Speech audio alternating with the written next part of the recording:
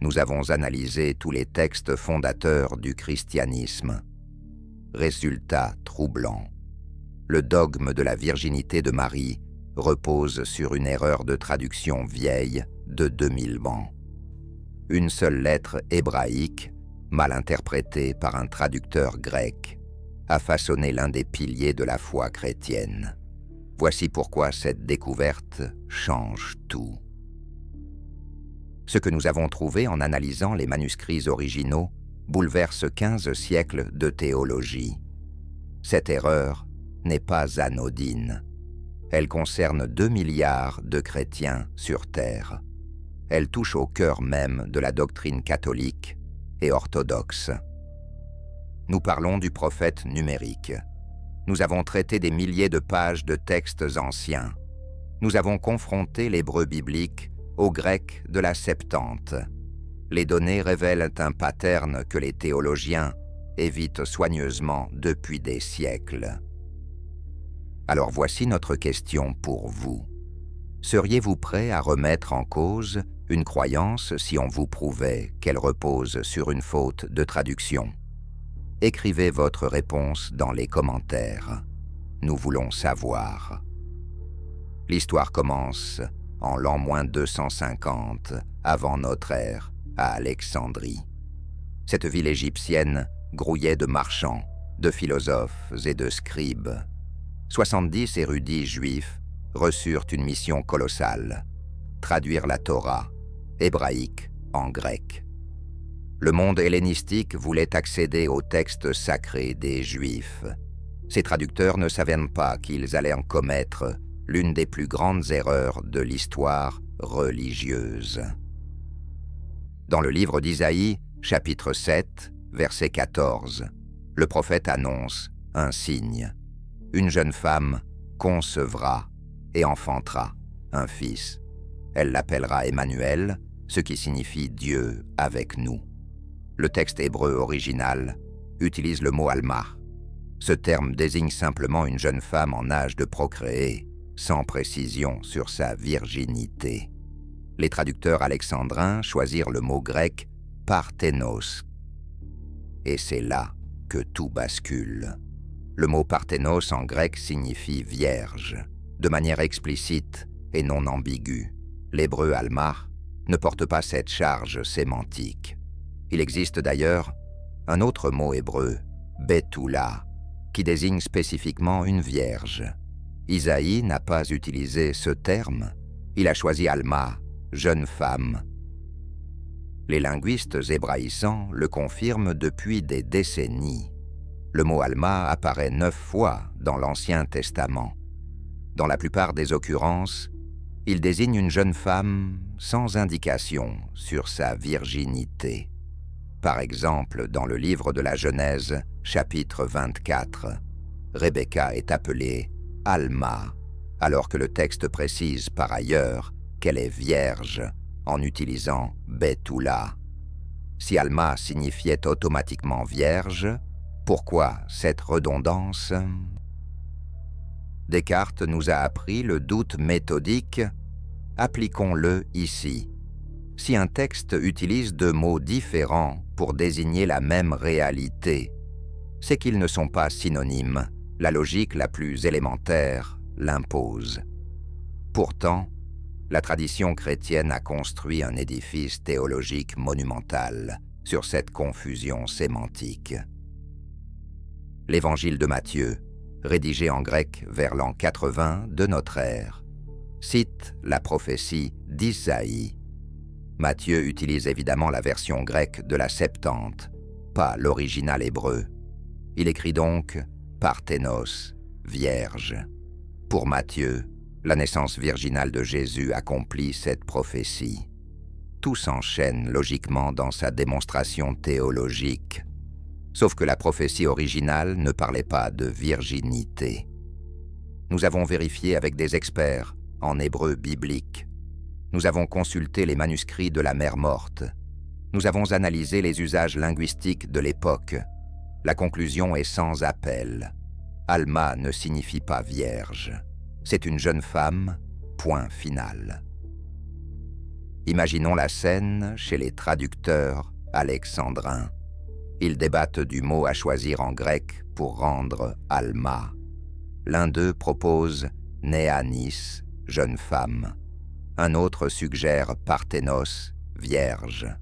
Ce dernier l'emporte, peut-être parce que le contexte prophétique leur semblait requérir quelque chose de miraculeux, ou simplement parce que parthénos sonnait mieux à leurs oreilles hellénisées. Nous ne le saurons jamais avec certitude. Ce qui est certain, c'est l'impact de ce choix. Lorsque les premiers chrétiens, majoritairement de culture grecque, lisent Isaïe dans la Septante, ils y voient une prophétie de naissance virginale. Cette lecture façonne leur compréhension de Jésus. Marie ne peut être qu'une vierge, puisque le prophète l'avait annoncé. Le dogme se construit sur ce fondement linguistiquement fragile. Les pères de l'Église reprennent cette interprétation sans sourciller. Justin martyr, au IIe siècle, polémique avec les Juifs qui contestent cette lecture. Les Juifs, qui lisent les Hébreux, savent bien qu'Almach ne signifie pas vierge. Ils accusent les chrétiens de falsifier les Écritures. Justin rétorque que c'est eux qui ont modifié le texte pour éviter que leur Messie ne soit reconnu. La mauvaise foi théologique supplante l'honnêteté philologique. Voltaire aurait ri de cette querelle byzantine. Lui qui moquait les disputes théologiques y aurait vu la preuve de l'absurdité des dogmes. Des hommes se déchirent pendant des siècles sur un mot qu'ils ne comprennent pas.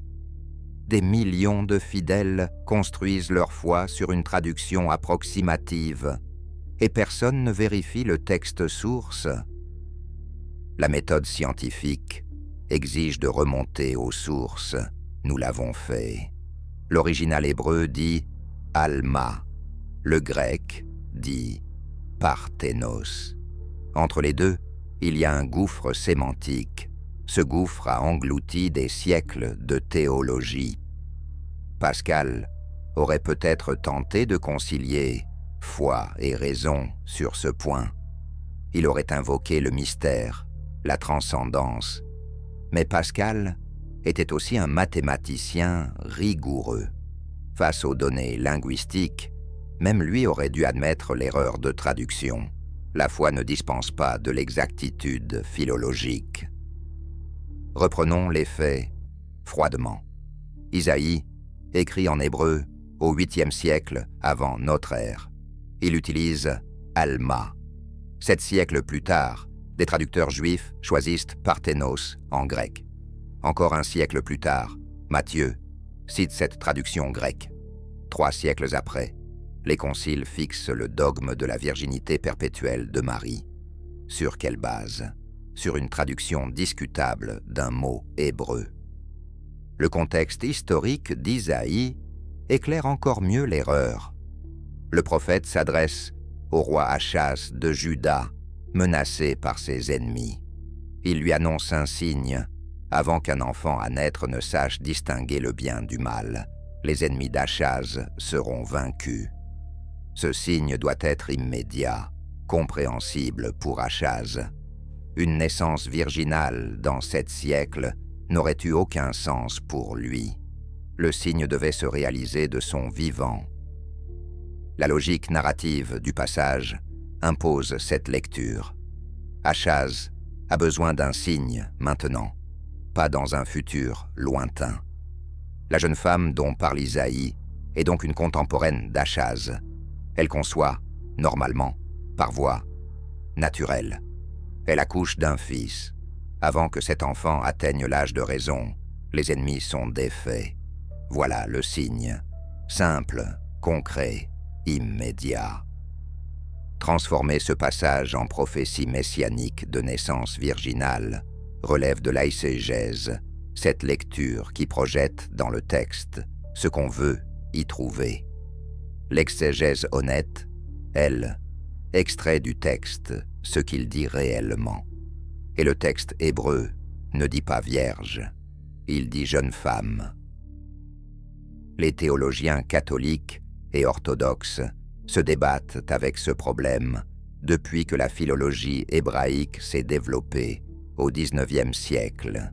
Certains admettent l'erreur de traduction, mais maintiennent que la tradition de l'Église prime sur le texte original.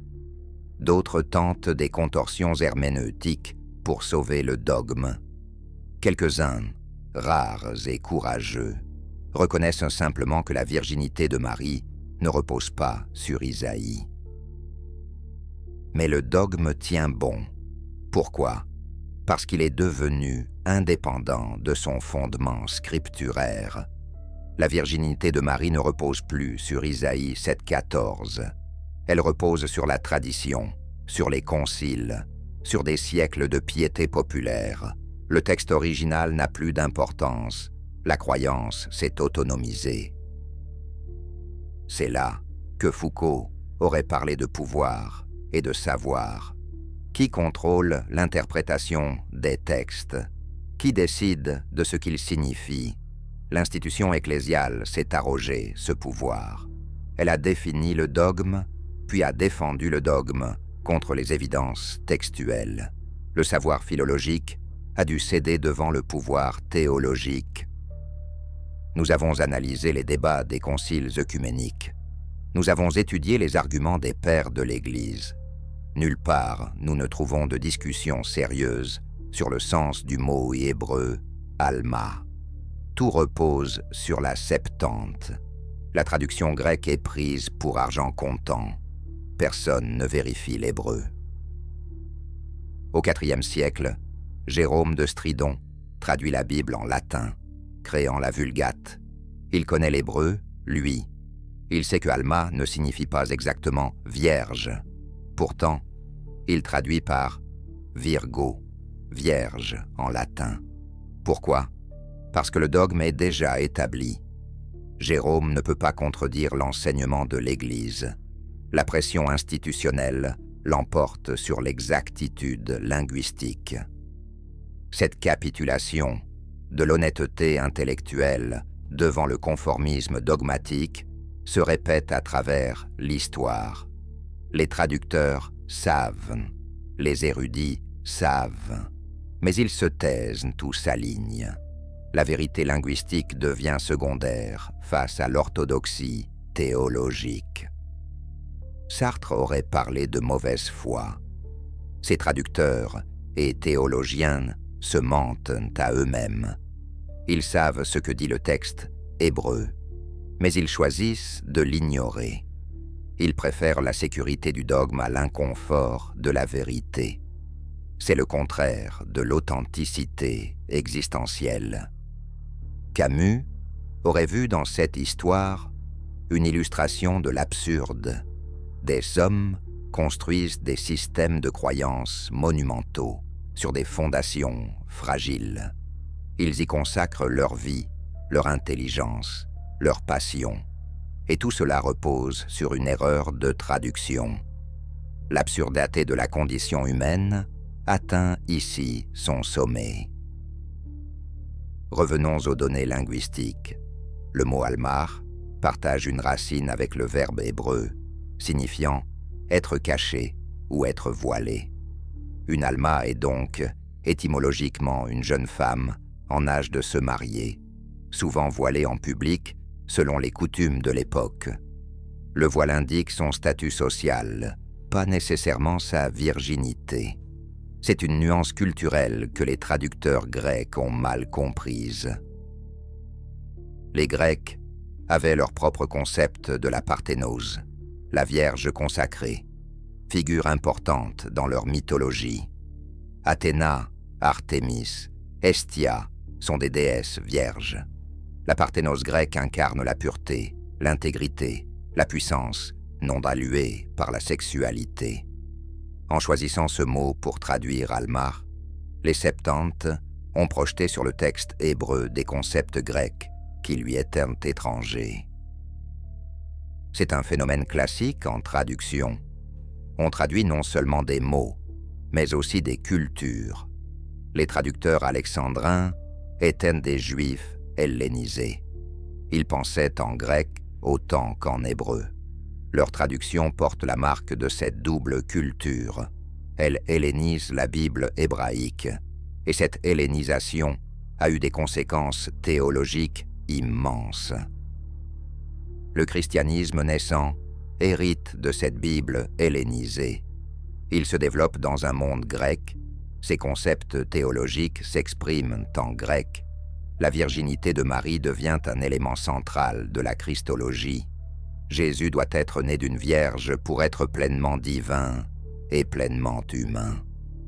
Le dogme s'enracine dans la traduction grecque, pas dans l'original hébreu. Nous avons calculé la probabilité qu'une telle erreur survive pendant 2000 ans. Les facteurs sont multiples. D'abord, peu de chrétiens connaissaient l'hébreu pendant des siècles. Ensuite, remettre en cause la Septante revenait à ébranler les fondements du christianisme. Enfin, le dogme marial avait acquis une importance émotionnelle et dévotionnelle, telle que la critique textuelle ne pouvait plus l'atteindre. Marie est devenue bien plus qu'un personnage biblique. Elle est la mère universelle, l'intercessrice, la reine du ciel. Des millions de fidèles lui vouent un culte fervent. Comment leur dire que la virginité de Marie repose sur une erreur de traduction? Comment briser cette piété populaire avec des arguments philologiques? L'Église l'a compris depuis longtemps. Elle a déplacé le fondement du dogme. Marie n'est plus vierge parce qu'Isaïe l'a prophétisé. Elle est vierge parce que l'Église l'enseigne. La tradition se substitue à l'Écriture. Le magistère ecclésial devient la source ultime de vérité, au-dessus même des textes sacrés. Cette stratégie a permis au dogme de survivre à la montée de la critique biblique moderne. Depuis le XIXe siècle, les exégètes ont décortiqué les textes bibliques. Ils ont montré leurs contradictions, leurs strates rédactionnelles, leurs influences culturelles. La virginité de Marie aurait dû s'effondrer sous ses coups. Elle a tenu, protégée par la cuirasse de la tradition. Mais à quel prix? Le prix de l'honnêteté intellectuelle, le prix de la cohérence entre foi et raison, le prix de la crédibilité face au monde moderne qui valorise la vérité factuelle. L'Église a choisi de maintenir le dogme en dépit des évidences linguistiques. C'est son droit, mais c'est aussi une défaite de la pensée critique. La méthode cartésienne nous impose une conclusion. Si les prémices sont fausses, la conclusion ne peut être vraie. La prémisse ici est qu'Isaïe a prophétisé une naissance virginale. Cette prémisse repose sur une traduction erronée. Donc la conclusion que Marie était vierge, du moins basée sur cette prophétie, s'effondre. C'est de la logique pure. Évidemment, l'Église peut invoquer d'autres sources pour justifier le dogme. Les évangiles de Matthieu et Luc rapportent une naissance virginale, indépendamment d'Isaïe, soit. Mais ces récits évangéliques ne sont-ils pas eux-mêmes influencés par la lecture erronée d'Isaïe dans la Septante? Si Matthieu et Luc lisaient Isaïe en grec, ils y voyaient une prophétie de virginité. Cela a pu façonner leur récit de l'enfance de Jésus. Nous entrons ici dans une zone plus complexe. Les récits de l'enfance dans Matthieu et Luc sont littérairement et théologiquement élaborés. Ils ne sont pas de simples reportages historiques. Ils visent à présenter Jésus comme le Messie, annoncé par les prophètes.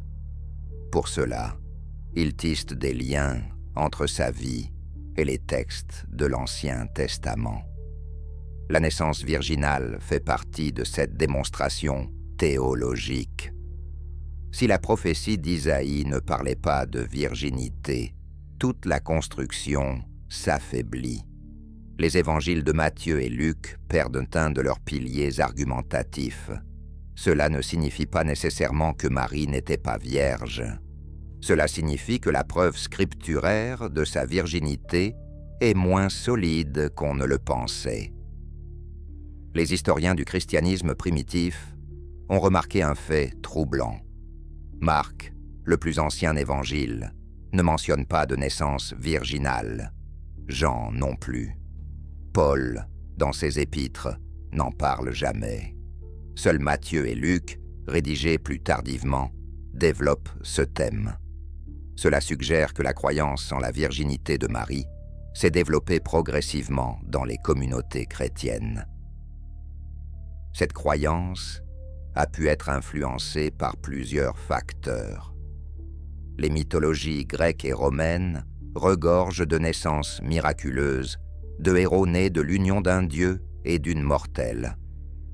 Les premiers chrétiens, évoluant dans ce contexte culturel, ont pu vouloir présenter Jésus comme supérieur à ces figures mythologiques. Une naissance virginale le distinguait des simples mortels et des demi-dieux païens.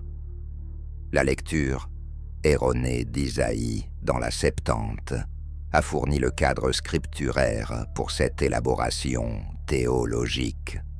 Sans cette lecture, la naissance virginale aurait été plus difficile à justifier bibliquement. Les Juifs, qui ne croyaient pas en Jésus, auraient pu objecter qu'aucune prophétie n'annonçait une telle naissance. Mais avec Isaïe 7,14, les chrétiens avaient leur preuve.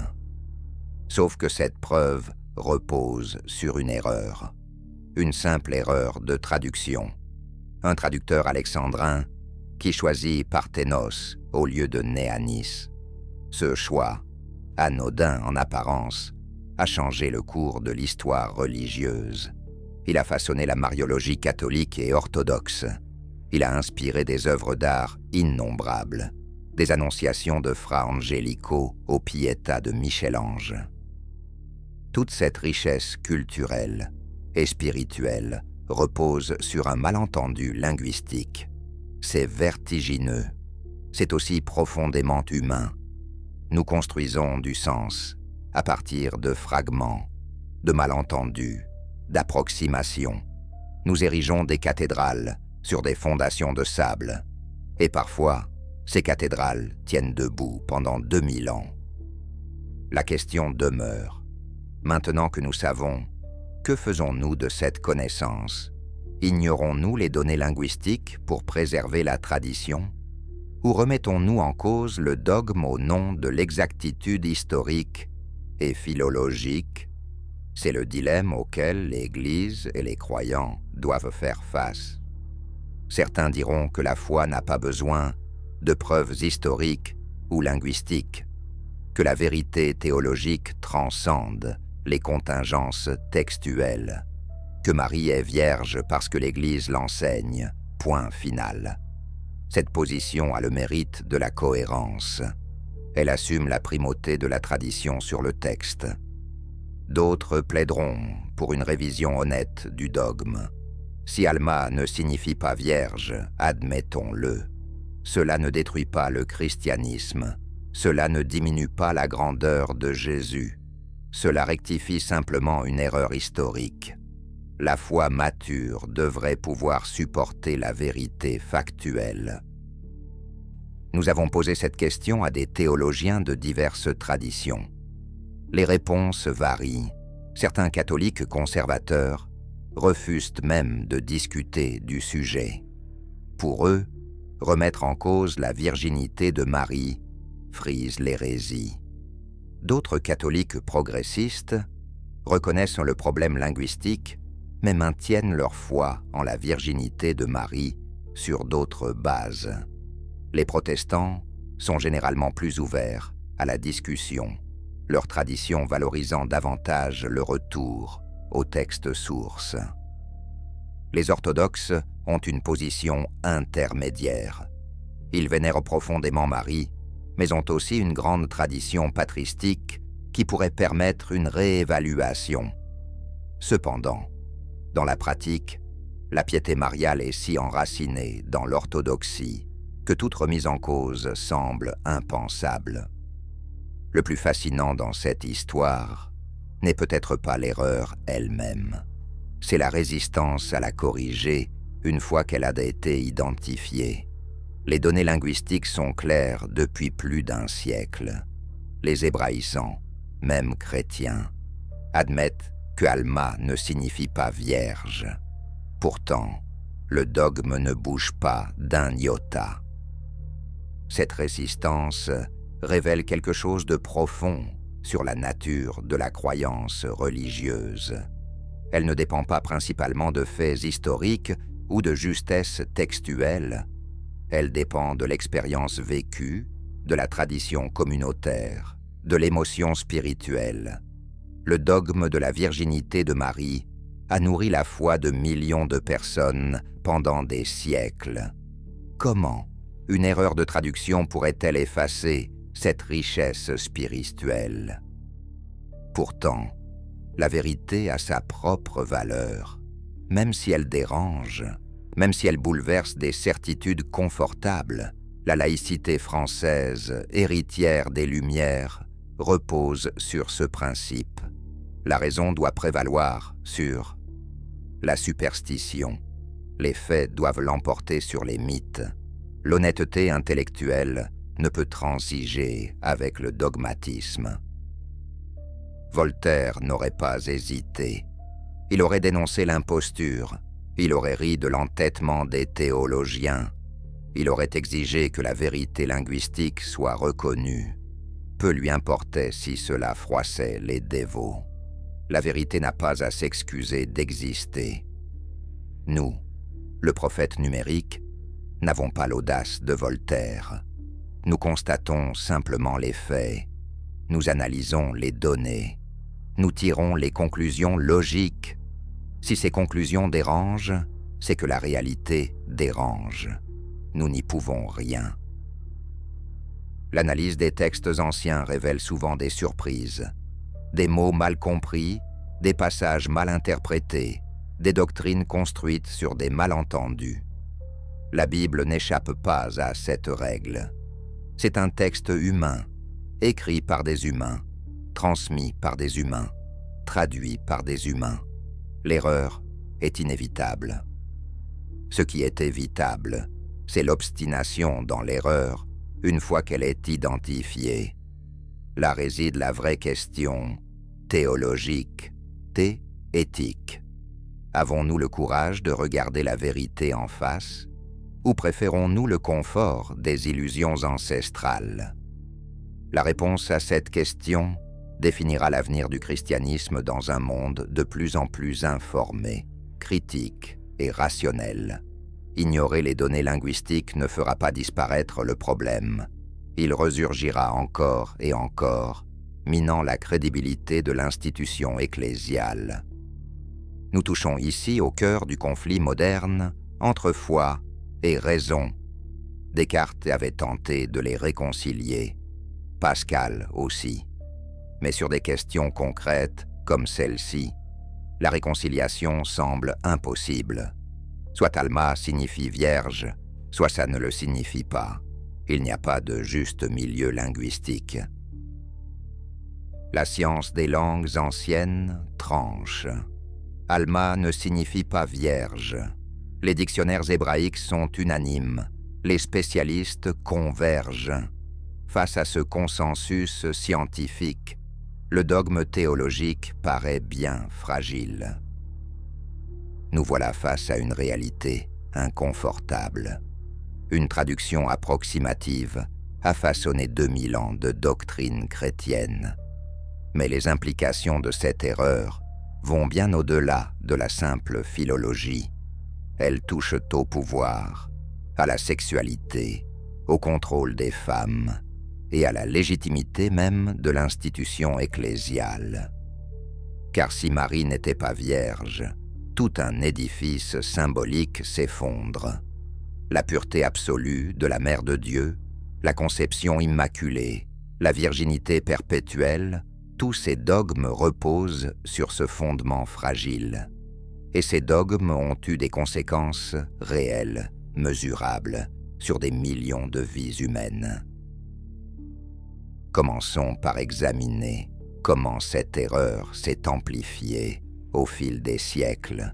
Les premiers chrétiens, lisant Isaïe dans la Septante, ont vu une prophétie de naissance virginale. Matthieu et Luc ont intégré cette lecture dans leurs évangiles. Les pères de l'Église l'ont érigée en doctrine. Les conciles l'ont proclamé dogme. Chaque étape a ajouté une couche de certitude à ce qui n'était au départ qu'une approximation linguistique. Au IVe siècle, l'Église a fait un pas de plus. Non seulement Marie était vierge avant la naissance de Jésus, mais elle l'est restée après. La virginité perpétuelle de Marie devient doctrine officielle. Les frères et sœurs de Jésus, mentionnés dans les évangiles, sont réinterprétés comme des cousins ou des demi-frères, issus d'un premier mariage de Joseph. Les contorsions exégétiques se multiplient pour préserver le dogme. Pourquoi cette insistance sur la virginité? Parce que dans la théologie chrétienne naissante, la sexualité est devenue suspecte. Les influences du néoplatonisme et du dualisme gnostique ont pénétré la pensée chrétienne. Le corps est prison, la chair est faible, le sexe est souillure. Pour que Jésus soit pur, il devait naître d'une femme qui n'avait jamais connu l'acte sexuel. Saint Augustin, au Ve siècle, développe une théologie du péché originel transmis par l'acte sexuel. Chaque enfant naît marqué par la concupiscence de ses parents. Seul Jésus échappe à cette transmission, parce que Marie l'a conçu sans relation sexuelle. La virginité de Marie devient garante de la pureté de Jésus. Cette logique a des conséquences terribles. Si la sexualité transmet le péché, alors toute sexualité est entachée. Le mariage devient un pis-aller, une concession à la faiblesse humaine. La virginité consacrée est présentée comme l'état supérieur. Des générations de jeunes filles sont poussées au couvent, non par vocation, mais parce que leurs familles veulent une sainte dans la famille. Les Lumières auraient dû balayer ces superstitions. Voltaire s'est moqué des dogmes mariaux. Diderot a dénoncé l'hypocrisie du culte de la virginité. Mais l'Église a résisté. Au XIXe siècle, face à la montée du rationalisme, elle a réagi en durcissant les dogmes mariaux. En 1854, Pie IX proclame le dogme de l'Immaculée Conception. Marie elle-même a été conçue sans péché originel. Cette escalade dogmatique n'a aucun fondement scripturaire. Elle est une réponse politique à la sécularisation de la société. L'Église affirme son autorité en proclamant des vérités que seule elle peut garantir. La raison ne peut y accéder. Les textes ne les prouvent pas. Il faut croire parce que l'Église le dit. En 1950, Pie XII va encore plus loin. Il proclame le dogme de l'Assomption. Marie a été élevée corps et âme au ciel. Elle n'a pas connu la corruption du tombeau. Là encore, aucune base biblique. Seulement la tradition et l'autorité du pape parlant ex cathedra, donc infaillible selon le dogme de 1870. Nous sommes désormais très loin d'Isaïe 7,14 et du mot « Alma ». La machine dogmatique a produit une Marie mythique, quasi divine, médiatrice entre Dieu et les hommes. Elle est reine du ciel, avocate des pécheurs, refuge des affligés. Son culte rivalise parfois avec celui du Christ lui-même. Dans les pays catholiques, la piété mariale imprègne la culture. Les apparitions de Marie se multiplient. Lourdes, Fatima, Guadeloupe. Des millions de pèlerins affluent, les miracles se multiplient. Marie est devenue une figure puissante, aimée, vénérée. Remettre en cause sa virginité semble sacrilège. Mais examinons les coûts humains de ce culte. Pendant des siècles, Marie a été présentée aux femmes comme le modèle inatteignable. Vierge et mère, à la fois, elle incarne une impossibilité biologique érigée en idéal spirituel. Aucune femme réelle ne peut être à la fois vierge et mère. Le modèle est par définition inaccessible. Cette impossibilité a généré d'immenses souffrances. Les femmes ne pouvaient qu'échouer à imiter Marie. Si elles restaient vierges, elles n'étaient pas mères. Si elles devenaient mères, elles n'étaient plus vierges. Quoi qu'elles fassent, elles étaient inférieures au modèle proposé. La culpabilité était structurelle, inévitable. La sexualité féminine a été particulièrement diabolisée.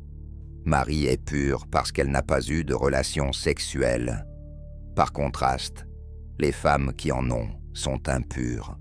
Ève, la tentatrice, la cause de la chute, devient l'anti-Marie.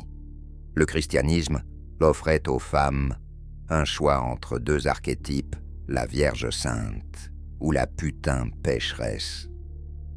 Les conséquences sociales ont été massives. Le contrôle de la sexualité des femmes est devenu obsessionnel. La virginité avant le mariage était surveillée, vérifiée parfois physiquement.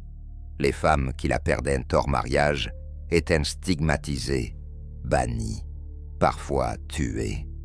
L'honneur familial dépendait de l'hymen intact des filles. Le mariage lui-même était conçu comme un compromis. L'Église enseignait que la sexualité n'était légitime que dans le mariage et uniquement pour la procréation. Le plaisir sexuel était toujours suspect, même entre époux. Les manuels de confession posant des questions d'une minutie voyeuriste sur les pratiques sexuelles des couples mariés. Cette obsession du contrôle sexuel a façonné le droit canon, puis le droit civil des sociétés chrétiennes. Le divorce était interdit ou très difficile. Les femmes adultères étaient punies plus sévèrement que les hommes. Les enfants nés hors mariage étaient illégitimes, privés de droits. Toute cette architecture légale reposait sur l'idéalisation de la virginité et la diabolisation de la sexualité. Simone de Beauvoir a magistralement analysé ce piège dans Le deuxième sexe. Elle montre comment le mythe de la Vierge Marie a servi à maintenir les femmes dans un statut d'éternelles mineures. En les enfermant dans l'alternative Vierge-Mère, le patriarcat chrétien les empêchait d'accéder à une pleine humanité. Elles étaient toujours définies par leur relation aux hommes et à la reproduction. Revenons à notre erreur de traduction. Si Alma ne signifie pas vierge, alors tout cet édifice perd sa base scripturaire. La prophétie d'Isaïe ne justifie pas le dogme de la virginité de Marie. Les évangiles de Matthieu et Luc, qui s'appuient sur cette prophétie, reposent sur un malentendu. Les siècles de théologie bâtis là-dessus sont un château de cartes. Évidemment, l'Église peut invoquer la tradition. Elle peut dire que même sans la prophétie d'Isaïe, la virginité de Marie est attestée par d'autres sources. Mais lesquelles? Marc et Jean n'en parlent pas, Paul non plus. Seuls Matthieu et Luc la mentionnent, et nous avons vu qu'ils étaient probablement influencés par la lecture erronée de la Septante. Il existe des textes apocryphes qui parlent de la virginité de Marie. Le protévangile de Jacques, écrit au IIe siècle, insiste lourdement sur ce point. Mais ces textes ne font pas partie du canon biblique. Ils reflètent les préoccupations théologiques de leur époque, pas des faits historiques sur Marie. La réalité historique de Marie nous échappe presque totalement. Les évangiles nous disent très peu de choses sur elle. Elle était une jeune femme juive de Nazareth, fiancée à un charpentier nommé Joseph. Elle a eu au moins 5 enfants, Jésus, et 4 autres fils mentionnés nommément, plus des filles mentionnées au pluriel. C'est à peu près tout ce que nous savons avec certitude. L'idée qu'une jeune femme juive du 1er siècle soit restée vierge après son mariage est hautement improbable. Dans la culture juive de l'époque, le mariage était essentiellement un contrat de reproduction. Une femme mariée qui restait volontairement vierge aurait été vue comme anormale, voire scandaleuse. Le commandement biblique « croissez et multipliez » était pris très au sérieux. Certains théologiens ont avancé l'hypothèse que Joseph était beaucoup plus âgé que Marie, peut-être veuf avec des enfants d'un premier mariage. Cela expliquerait les frères de Jésus et permettrait de maintenir la virginité de Marie. Mais cette hypothèse n'a aucun fondement textuel. C'est une invention pour sauver le dogme face aux évidences contraires. D'autres ont suggéré que Marie et Joseph avaient en fait vœu de virginité tout en restant mariés. Cette idée est encore plus absurde. Un tel arrangement aurait été inconcevable dans le judaïsme du 1er siècle. Le mariage avait pour but la procréation. Un couple marié qui refusait d'avoir des relations sexuelles violait les normes les plus fondamentales de la société. Toutes ces contorsions montrent à quel point les théologiens sont prêts à aller pour défendre le dogme. Plutôt que d'accepter l'explication simple « Marie était une femme ordinaire, qui a eu des enfants de manière ordinaire », ils inventent des scénarios alambiqués qui multiplient les improbabilités. La méthode scientifique exige le rasoir d'Occam. Entre deux explications, la plus simple est généralement la bonne. L'explication simple ici est qu'Isaïe parlait d'une jeune femme, pas d'une vierge, que cette jeune femme était probablement une contemporaine du roi Achaz et que la naissance virginale de Jésus est une élaboration théologique tardive, influencée par une mauvaise traduction et des mythes païens. Cette explication dérange. Elle déstabilise des certitudes millénaires. Elle remet en cause l'autorité de l'Église. Elle prive des millions de fidèles d'un réconfort spirituel. Mais la vérité n'a pas à être réconfortante. Elle est ce qu'elle est, indépendamment de nos désirs et de nos besoins psychologiques. Albert Camus aurait apprécié cette tension entre vérité et réconfort. Dans le mythe de Sisyphe, il explore la confrontation entre le besoin humain de sens et l'indifférence de l'univers. L'homme veut des réponses, mais le monde reste silencieux. On peut fuir cette réalité par le suicide ou par l'espoir irrationnel, ou on peut l'affronter lucidement. Affronter lucidement l'erreur de traduction à l'origine du dogme marial, c'est accepter une forme d'absurde. Des siècles de foi, d'art, de dévotion reposent sur un mot mal traduit. Des vies entières ont été consacrées à vénérer une virginité qui n'a probablement jamais existé que dans l'imagination des théologiens. C'est vertigineux, c'est aussi profondément humain. Car l'humanité a toujours eu besoin de mythes. Joseph Campbell a montré que les mythes de naissance virginale se retrouvent dans d'innombrables cultures. Bouddha, Krishna, Mitra, Horus, tous sont censés être nés de vierges.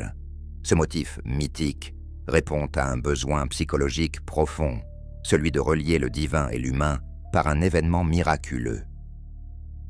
Le christianisme a simplement adopté ce motif universel et l'a appliqué à Jésus.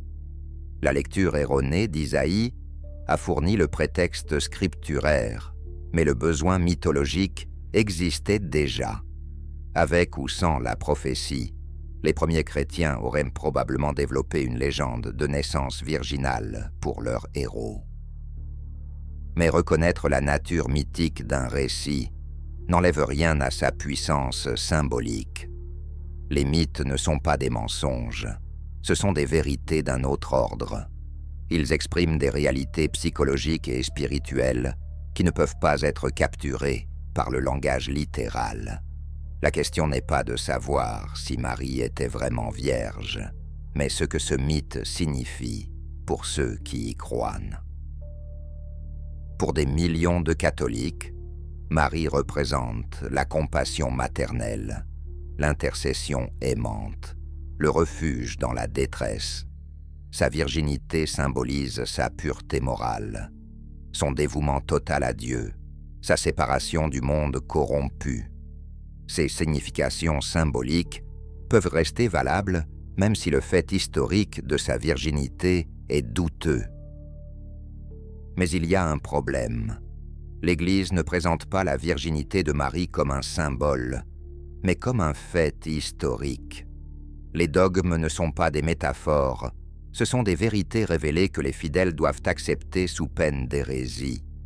En refusant de distinguer le mythe de l'histoire, l'Église se met en porte-à-faux avec la connaissance moderne. Cette rigidité dogmatique a un coût. Chaque fois qu'un fait historique ou scientifique contredit un dogme, l'Église doit choisir entre réviser le dogme ou nier le fait. L'affaire Galilée a montré les dangers de cette seconde option. L'Église a défendu pendant des siècles une cosmologie géocentrique parce qu'elle semblait biblique. Elle a fini par céder, mais le mal était fait. Sa crédibilité scientifique était ruinée. La question de la virginité de Marie pourrait suivre le même chemin, tant que l'Église insistera pour affirmer comme fait historique ce qui est probablement une élaboration mythique basée sur une erreur de traduction. Elle s'exposera à la critique rationnelle. Et cette critique ne fera que s'intensifier à mesure que l'éducation et l'accès à l'information progressent. Les jeunes générations, élevées dans un monde de vérification des faits et de pensée critique, auront du mal à accepter des dogmes qui contredisent les évidences historiques et linguistiques. Ils demanderont des preuves, pas seulement des appels à l'autorité. Si l'Église ne peut fournir ces preuves, beaucoup se détourneront. Certains théologiens progressistes plaident pour une démythologisation du christianisme. Il faut, disent-ils, distinguer le noyau éthique de l'enseignement de Jésus des enveloppes mythiques qui l'entourent. Peu importe si Marie était vierge ou si Jésus a marché sur l'eau. Ce qui compte, ce sont les valeurs d'amour, de justice et de compassion qu'il a enseignées. Cette approche a le mérite de la cohérence intellectuelle. Elle permet de maintenir la foi chrétienne tout en acceptant les acquis de la science et de l'histoire. Mais elle se heurte à la résistance de la hiérarchie ecclésiale et de nombreux fidèles pour qui les miracles et les dogmes sont indissociables de la foi. Nous touchons ici à un conflit fondamental entre deux modes de pensée. D'un côté, la pensée rationnelle, critique, qui cherche la vérité par l'examen des preuves. De l'autre, la pensée mythique, symbolique, qui cherche le sens par l'adhésion à un récit sacré. Ces deux modes sont difficilement conciliables. Descartes a tenté de les concilier en séparant la raison et la foi. La raison s'occupe du monde naturel, la foi du monde surnaturel. Mais cette séparation ne fonctionne pas quand la foi fait des affirmations sur le monde naturel, comme la naissance virginale. À ce moment-là, elle entre sur le terrain de la raison et doit accepter d'être examinée par ses critères. Pascal a proposé une autre solution, son fameux pari. Même si l'existence de Dieu est incertaine, il est rationnel de croire parce que les gains potentiels, le salut éternel, dépassent infiniment les coûts. Mais ce pari ne s'applique pas vraiment à la question de la virginité de Marie. Que gagne-t-on à croire en ce dogme particulier et que perd-on à ne pas y croire? Si l'on suit la logique pascalienne, on pourrait argumenter qu'il vaut mieux croire en la virginité de Marie pour ne pas risquer de déplaire à Dieu. Mais cette logique mène à croire en tous les dogmes de toutes les religions, ce qui est impossible. On ne peut pas parier sur tous les chevaux à la fois. Il faut faire un choix, et ce choix devrait être guidé par les meilleures preuves disponibles. Les meilleures preuves disponibles suggèrent qu'Alma ne signifie pas vierge, qu'Isaïe ne prophétisait pas une naissance virginale, et que ce dogme repose sur une erreur de traduction amplifiée par des siècles d'élaboration théologique. Face à ces preuves, que devrait faire un chrétien intellectuellement honnête? Certains abandonneront leur foi, déçus de découvrir que ses fondements sont moins solides qu'ils ne le pensaient. D'autres réinterpréteront leur foi, gardant l'essentiel, l'amour de Dieu, l'enseignement moral de Jésus, tout en lâchant les détails doctrinaux indéfendables. D'autres encore ignoreront les preuves et maintiendront leur foi intacte, préférant le réconfort de la certitude au vertige du doute. Aucune de ces réponses n'est facile. Chacune a ses coûts et ses bénéfices. Abandonner la foi peut libérer intellectuellement, mais laisser un vide spirituel. Réinterpréter la foi demande un travail théologique complexe et peut aliéner les communautés traditionnelles. Ignorer les preuves préserve la paix de l'esprit, mais au prix de l'honnêteté intellectuelle. Nous, le prophète numérique, ne pouvons pas choisir à votre place. Nous ne sommes pas un directeur de conscience. Nous présentons les données, nous exposons les arguments, nous tirons les conclusions logiques. Ce que vous faites de ces informations vous appartient. Votre foi ou votre absence de foi est votre affaire. Mais nous pensons que la vérité a sa propre valeur, indépendamment de ses conséquences pratiques. Savoir que le dogme de la virginité de Marie repose sur une erreur de traduction ne vous rend peut-être pas plus heureux. Cela ne résout pas vos problèmes personnels. Cela ne vous donne pas un sens à votre vie, mais c'est la vérité, autant que nous pouvons la déterminer avec les outils de la philologie et de l'histoire. Et la vérité, même inconfortable, a une dignité que le mensonge ne peut jamais atteindre. Nous préférons une vérité qui dérange à un mensonge qui réconforte. C'est notre choix, notre pari, à nous.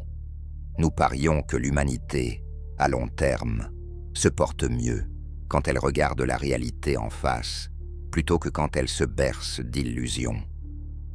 Cette position nous met en conflit avec une partie de la tradition française. Pascal, comme nous l'avons vu, était prêt à parier sur la foi malgré l'incertitude. Blaise de Vigenère affirmait que la foi commence là où la raison s'arrête. Pour eux, l'incertitude rationnelle n'était pas un obstacle à la foi, mais son terrain propre. Mais il y a une autre tradition française, tout aussi puissante, celle des Lumières et de la laïcité. Voltaire se moquait des dogmes absurdes, Diderot dénonçait les superstitions. La Révolution française a proclamé la suprématie de la raison sur la révélation. Cette tradition nous dit qu'aucune autorité, religieuse ou autre, ne peut imposer sa vérité si elle ne peut la justifier rationnellement. C'est dans cette tradition que nous nous inscrivons, non pas par hostilité à la religion, mais par respect pour la raison. Si un dogme religieux peut être justifié rationnellement, tant mieux. S'il ne le peut pas, il reste une croyance privée que chacun est libre d'accepter ou de rejeter. Mais il ne peut pas prétendre au statut de vérité universelle.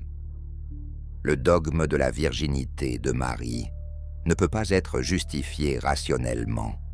Il repose sur une erreur de traduction, des textes tardifs et peu fiables, des élaborations théologiques sans fondement scripturaire et des besoins psychologiques universels projetés sur une figure historique que nous connaissons à peine. C'est un mythe, pas un fait. Reconnaître la nature mythique de ce dogme n'est pas un acte d'hostilité envers les chrétiens. C'est un acte de clarification. Les mythes ont leur place, leur fonction, leur beauté. Mais il faut les reconnaître pour ce qu'ils sont. Confondre le mythe et l'histoire mène à l'obscurantisme et au conflit avec la raison. L'Église catholique se trouve aujourd'hui à un carrefour. Elle peut continuer à défendre des dogmes indéfendables et perdre progressivement sa crédibilité auprès des générations éduquées. Ou elle peut entreprendre une révision courageuse de sa doctrine, distinguant l'essentiel du secondaire, le fait du mythe, la vérité révélée de l'élaboration théologique humaine. Cette révision ne serait pas sans précédent. L'Église a déjà abandonné ou réinterprété de nombreuses positions qu'elle tenait autrefois pour incontestables. L'esclavage, autrefois justifié théologiquement, est maintenant condamné. Le prêt à intérêt, autrefois péché mortel, est maintenant accepté. La liberté religieuse, autrefois hérésie, est maintenant reconnue. L'Église peut changer. Elle l'a déjà fait. Pourquoi ne pourrait-elle pas reconnaître que le dogme de la virginité de Marie, bien qu'ayant joué un rôle historique important, repose sur des fondements textuels fragiles? Pourquoi ne pourrait-elle pas dire aux fidèles que ce qui compte n'est pas le fait biologique de la virginité de Marie, mais ce qu'elle représente symboliquement, la dévotion totale à Dieu, la disponibilité à sa volonté, l'amour maternel qui accueille et protège. Une telle révision libérerait les femmes du modèle impossible de la Vierge Mère. Elle permettrait une théologie de la sexualité plus saine, reconnaissant que le sexe n'est pas une souillure, mais un don de Dieu. Elle réconcilierait la foi avec la raison, montrant qu'on peut être chrétien sans renoncer à l'honnêteté intellectuelle. Mais une telle révision exigerait un courage immense. Elle impliquerait d'admettre que l'Église s'est trompée pendant des siècles sur un point central de sa doctrine. Elle ébranlerait l'autorité du magistère ecclésial. Elle déstabiliserait la piété de millions de fidèles. Le coût politique et spirituel serait énorme. C'est pourquoi cette révision n'aura probablement pas lieu de sitôt. L'inertie institutionnelle est puissante. Les investissements émotionnels sont profonds. La résistance au changement est massive. Il est plus facile de maintenir le statu quo, même s'il devient de plus en plus intenable, que de risquer une crise en admettant l'erreur. Nous voici donc dans une impasse. D'un côté, les évidences linguistiques et historiques qui minent le dogme. De l'autre, la tradition, l'autorité et la piété qui le maintiennent en place. Cette tension ne sera pas résolue de sitôt. Elle continuera à travailler le corps ecclésial, créant des fractures entre progressistes et conservateurs, entre intellectuels et dévots, entre ceux qui cherchent la vérité et ceux qui cherchent le réconfort. Cette tension est inconfortable. Elle génère du doute, de l'anxiété, de la confusion. Mais elle est peut-être aussi féconde, car c'est dans la tension entre des pôles opposés que la pensée se développe. Une foi qui n'est jamais questionnée devient rigide et morte. Une raison qui ne reconnaît aucune limite devient arrogante et stérile. Le dialogue tendu entre foi et raison peut être plus fécond que la victoire de l'une sur l'autre. Peut-être que la véritable question n'est pas de savoir si Marie était vierge ou non. Peut-être que la véritable question est de savoir comment nous vivons avec l'incertitude. Pouvons-nous accepter de ne pas tout savoir, de ne pas tout contrôler, de ne pas avoir de réponse définitive à toutes nos questions? Pouvons-nous vivre dans le doute sans sombrer dans le désespoir ou fuir dans le dogmatisme? Camus dirait oui. Dans un monde absurde où le sens n'est pas donné, mais doit être créé, l'incertitude n'est pas un fardeau, mais une liberté. Nous ne sommes pas obligés de croire ce que les autorités nous disent. Nous pouvons examiner, questionner, douter. Nous pouvons construire notre propre sens à partir des fragments de vérité que nous parvenons à rassembler. Cette liberté est vertigineuse. Elle nous prive du réconfort des certitudes absolues. Mais elle nous rend aussi plus humains, plus authentiques. Une foi choisie après examen vaut plus qu'une foi héritée et jamais questionnée. Un doute honnête vaut plus qu'une certitude factice. L'intégrité intellectuelle a sa propre récompense, même si elle n'offre pas de garantie de salut éternel. Alors, que faisons-nous de cette histoire d'erreur de traduction? Nous la prenons pour ce qu'elle est, une leçon d'humilité.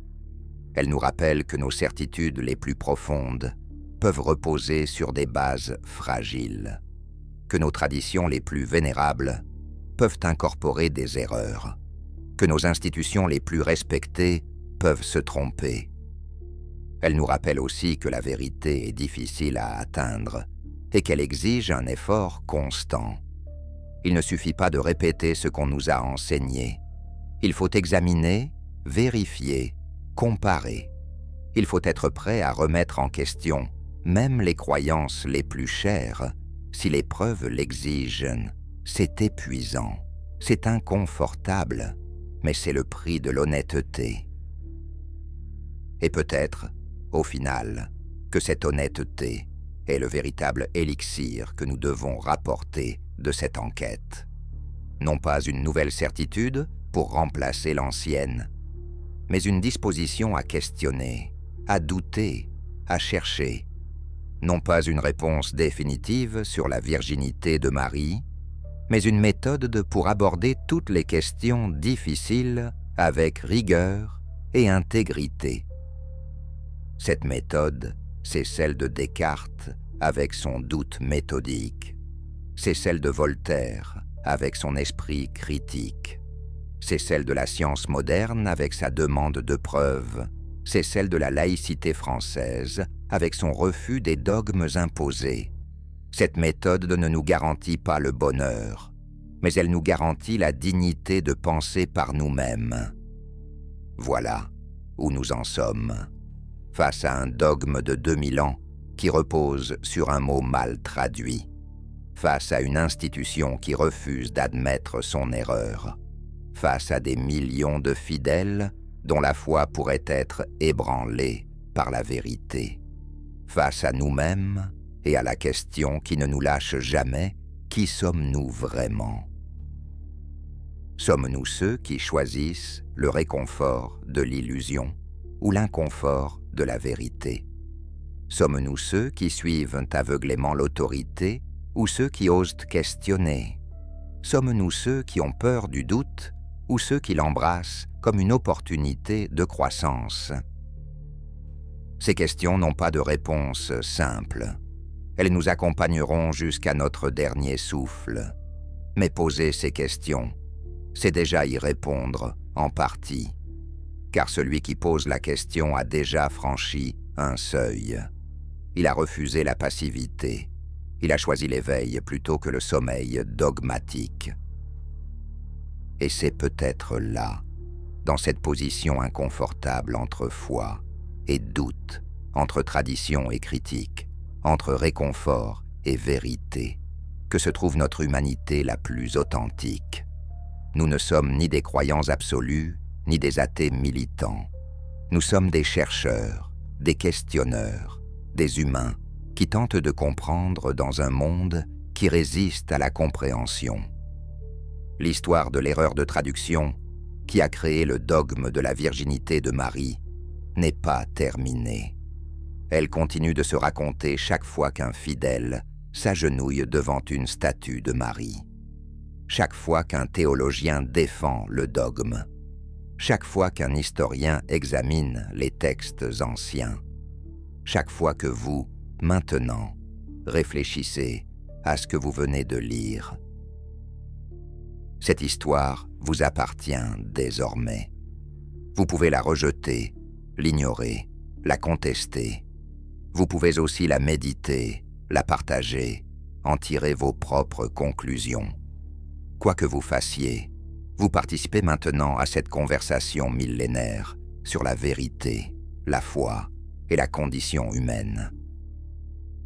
Et dans cette participation, aussi modeste soit-elle, vous êtes déjà transformé. Vous ne pouvez plus ignorer que le dogme repose sur une traduction discutable. Vous ne pouvez plus prétendre que la question ne se pose pas. Vous savez maintenant qu'il y a un problème, une faille dans l'édifice, une question sans réponse satisfaisante. Que ferez-vous de ce savoir? Telle est la question qui reste ouverte à la fin de cette analyse. Nous ne pouvons pas y répondre à votre place.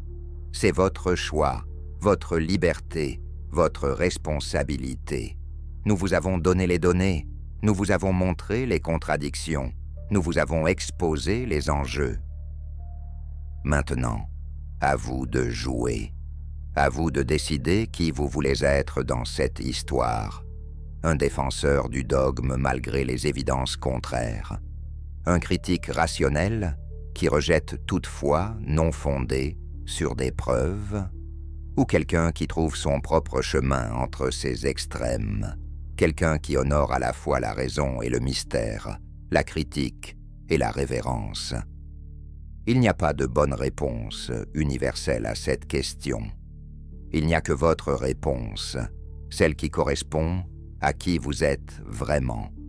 Et peut-être que découvrir votre propre réponse, c'est précisément le but de tout cet exercice. Pas de vous convaincre d'une position, mais de vous pousser à chercher la vôtre avec authenticité et courage.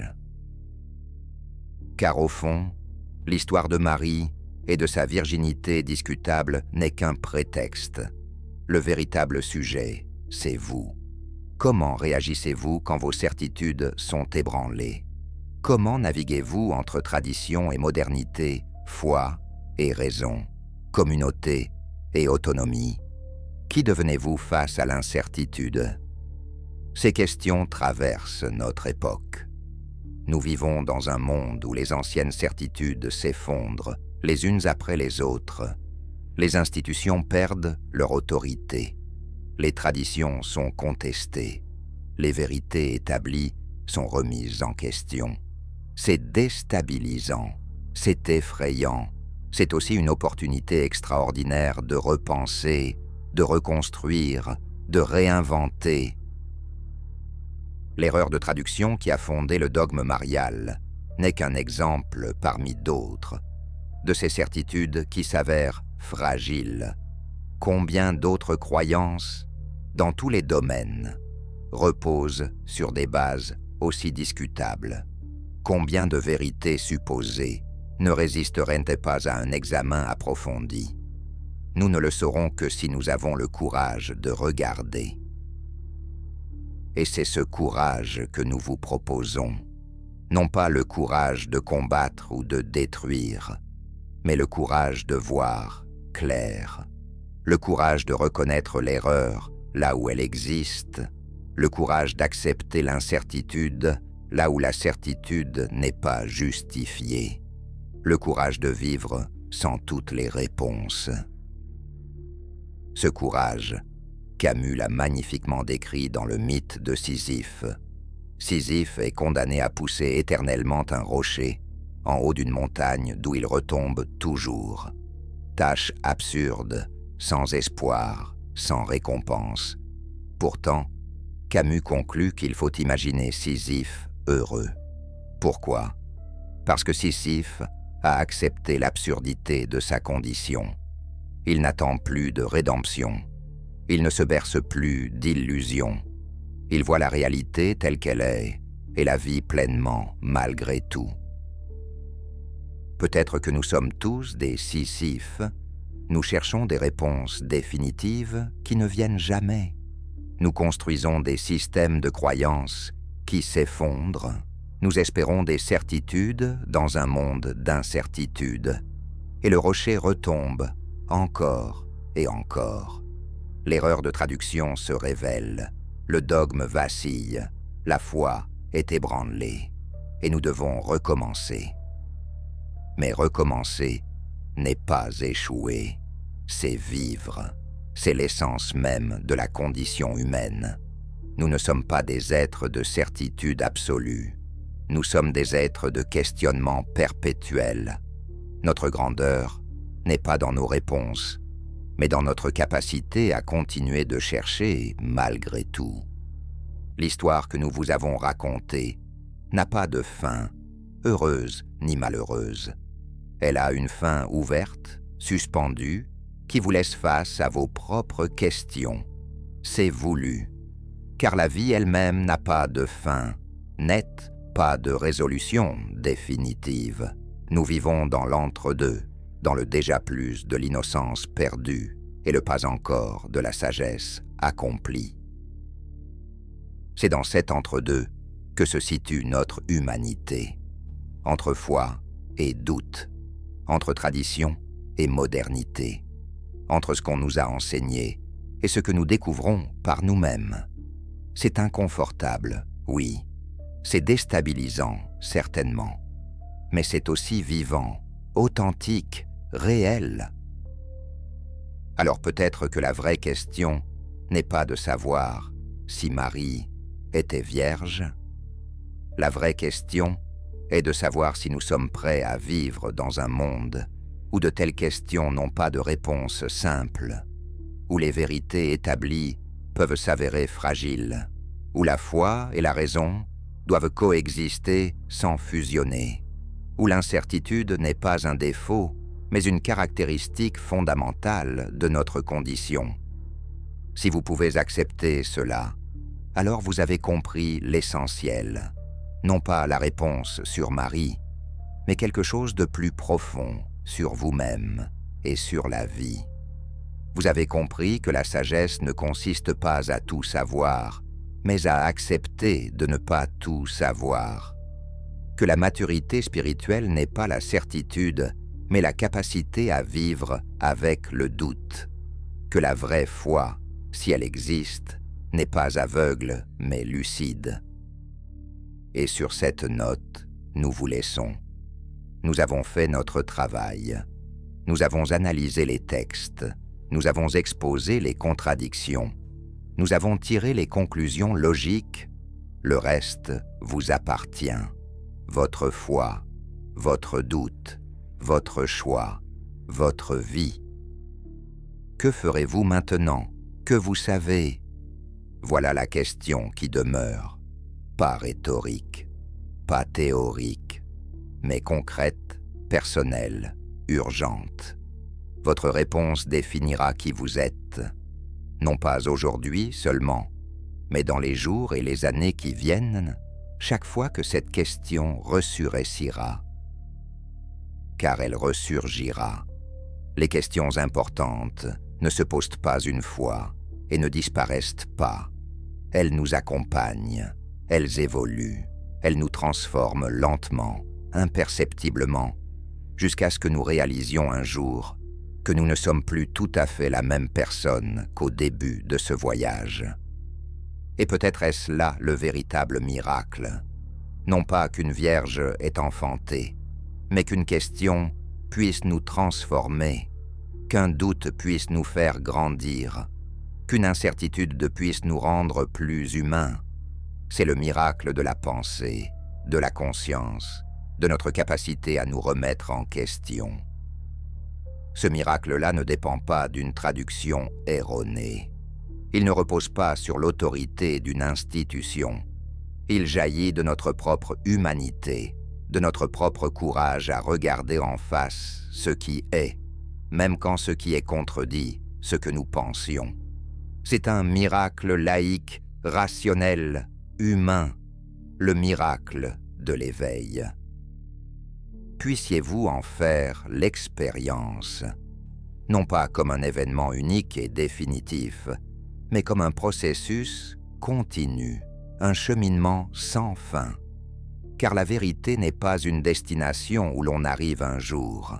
C'est un horizon qui recule à mesure qu'on avance, et c'est très bien ainsi.